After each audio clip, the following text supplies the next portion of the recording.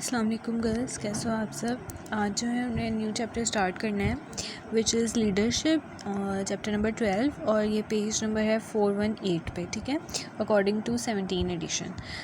अब ये जो लीडरशिप चैप्टर है, जैसे हमने मोटिवेशन में कुछ थ्योरीज़ पढ़ी थी, उसी तरह लीडरशिप की भी कुछ थ्योरीज़ हैं जो कि हमने इसमें पढ़नी है, ठीक है। अब सबसे पहले हम देख लेते हैं कि लीडरशिप होती क्या है या लीडरशिप क्या होता है। कि the ability to influence a group towards the achievement of a vision और सेट। जो लीडर होता है ना, बेसिकली लीडरशिप वो एक प्रोसेस है, ये एक ऐसी एबिलिटी है जो कि जिस भी लीडर के पास होती है, उसकी मदद से वो अपनी ऑर्गेनाइजेशन को या अपनी टीम को क्या करता है, डायरेक्ट करता है। उसके पास अथॉरिटी होती है कि वो डायरेक्ट करे, उन्हें डायरेक्ट करे टूवर्ड्स उनके गोल की तरफ, ठीक है।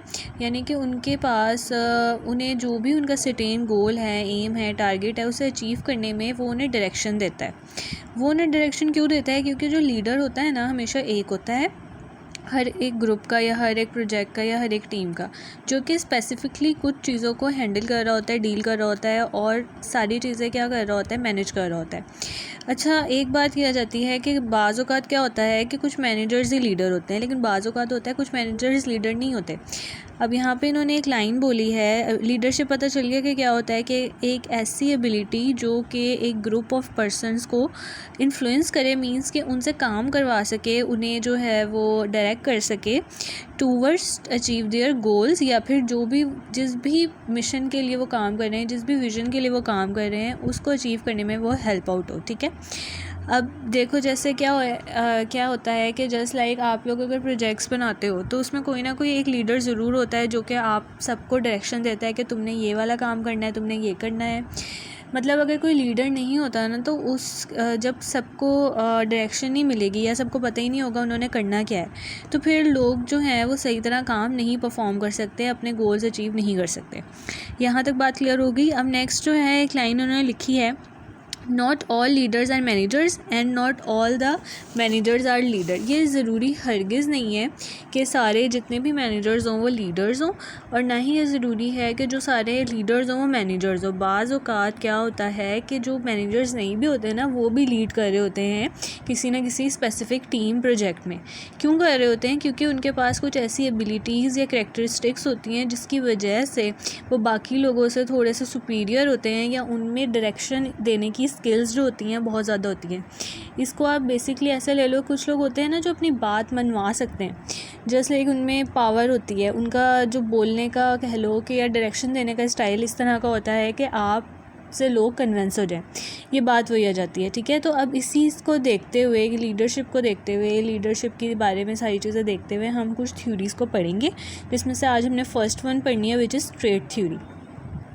उससे पहले जो यहाँ पे इन्होंने बात की हुई है सेकंड पैराग्राफ में, वो मैं थोड़ी सी बता देती हूँ कि जो लीडर्स होते हैं वो क्या होता है, किसी भी ग्रुप में से भी बन सकते हैं और कभी कभार अपॉइंट भी किए जाते हैं कि उन्हें जॉब भी उसके लिए ऑफ़र की जाती है कि आपने ये प्रोजेक्ट है या आपने इसको लीड करना है, आपको as a lead team manager जो है हम रख रहे हैं, या लीड मेंबर रख रहे हैं। आपकी जो जिम्मेदारी है वो सबसे ज़्यादा होंगी क्योंकि आपने सबसे काम कराना है। इसी तरह क्या होता है, ऑर्गेनाइजेशंस को भी एक स्ट्रॉन्ग लीडरशिप और एक स्ट्रॉन्ग मैनेजमेंट जो है वो चाहिए होती है, क्योंकि जब तक आपके पास ऐसे लोग नहीं होंगे जो कि काम करवा सकें, तो आपके पास ऐसे लोग नहीं होंगे जो कि काम कर सकें, और जब काम ही नहीं होगा तो क्या ऑर्गेनाइजेशंस चल सकती हैं। इसी तरह ये है, जो लीडर्स होते हैं वो बेसिकली मदद करते हैं ऑर्गेनाइजेशंस की कि वो अपने गोल्स को जल्द अज जल्द जो है अचीव कर सकें। फर्स्ट में देख लेते हैं ट्रेड थ्योरी। ट्रेड का सबसे पहले मतलब होता है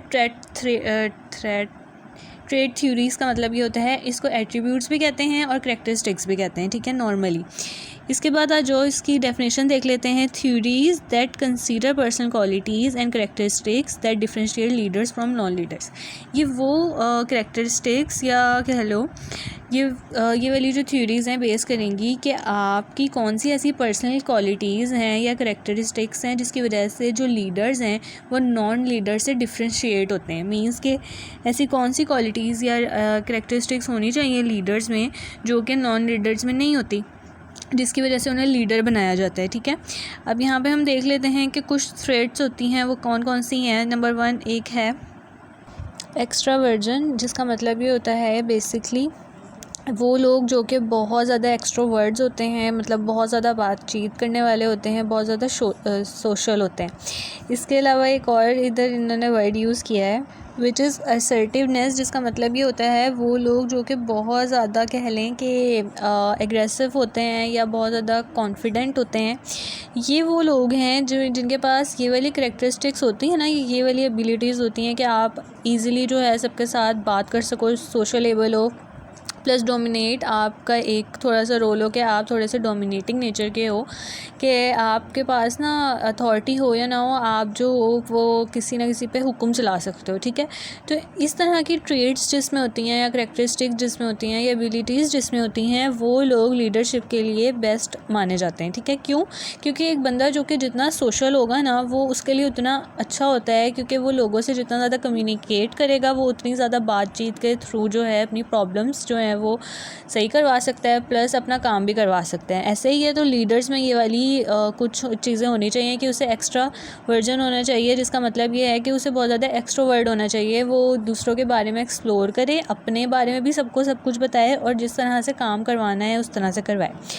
इसके बाद आ जाती है second one which is agreeableness and emotional stability. Leader ऐसा नहीं होना चाहिए कि उसने हर बात पे हर एक की एग्री कर लेना है। उसने क्योंकि काम कराना है तो उसे पता हो कि उसने किस हद तक किसको कितना अलाउ करना है और किससे कितनी काम मतलब करवाने के लिए क्या क्या चीज़ें जो हैं वो देख लेनी है। अगर किसी का कोई वैलिड पॉइंट है तो आप उसको एग्री कर लें, लेकिन नहीं वैलिड तो आपने उसको किस तरह से चीज़ को टैकल करना है थ्रू कम्युनिकेशन। और दूसरी बात आ जाती है इमोशनल स्टेबिलिटी। ये नहीं होता कभी भी लीडर, कोई भी आप इस तरह का लीडर नहीं लेते या बनाते जो कि बहुत ज़्यादा जो है बहुत इमोशनल है, कि छोटी छोटी बात पे उसे इतना गुस्सा आ जाए वो प्रोजेक्ट छोड़ के चला जाए, या बहुत ज़्यादा कह लें कि इस तरह का है जिससे काम ही ना हो, वो नर्वस हो जाए, एंजाइटी में आ जाए, या इमोशनल होके जो है काम को छोड़ दे। ये वाली जो चीज़ें होती हैं इस पे उसका बहुत ज़्यादा कंट्रोल होना चाहिए, क्योंकि उसने जब एक टीम को मैनेज करना है तो उसके पास पेशेंस लेवल बहुत ज़्यादा हाई होना चाहिए, और उसने इन सारी चीज़ों को देखना भी है।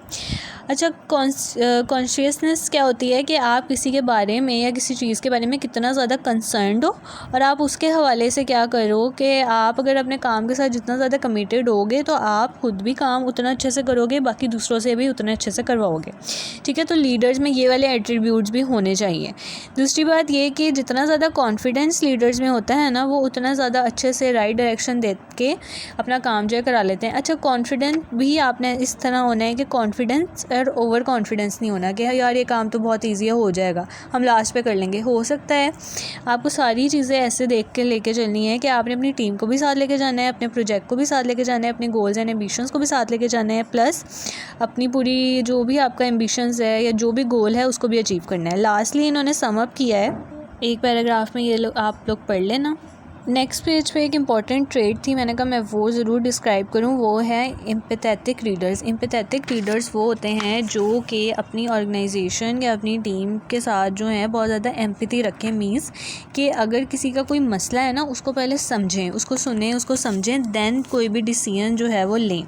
जो एम्पैथेटिक लीडर्स होते हैं वो ये ना करें कि प्लस जो सारे कह रहे होते हैं उस पर खाली सिर्फ सुन के कोई भी डिसीजन ना ले, बल्कि एक्शन से देखें या रिएक्शन से देखें कि किस तरह से काम लेके चलना है। जस्ट लाइक अगर टीम कह रही है हम ये काम कल कर लेंगे, तो उनकी बातों पे ना आए, पहले आप ये देखें क्या वो कर सकते हैं या नहीं कर सकते हैं। इसके बाद क्योंकि लीडर को जो है वो बहुत ज़्यादा इफ़ेक्टिव होना चाहिए, एफिशिएंट होना चाहिए, उसे कम टाइम में अपने सारे टारगेट्स को अचीव करना चाहिए। और इसके अलावा ये कि एक लीडर को हमेशा जो है वो अपने जितने भी एम्प्लॉयज़ हैं उनके साथ एक नॉर्मल बिहेवियर रखना चाहिए, ना ही एग्रेसिव होना चाहिए, ना ही बहुत ज़्यादा लीनियंट होना चाहिए। एट टाइम्स उसे ये देखना चाहिए कि किस तरह से उसने काम जो है करवाना है, किस तरह से मैनेज करना है, और किस तरह से एम्प्लॉयज़ को लेके साथ चलना है। यही सारी बात आ जाती है कि ये सारी एट्रीब्यूट्स, ये सारी करैक्टरिस्टिक्स जिस भी पर्सन में होंगी, वो एक अच्छे से लीडर बन सकता है, इफ़ेक्टिव लीडरशिप कर सकता है, ठीक है।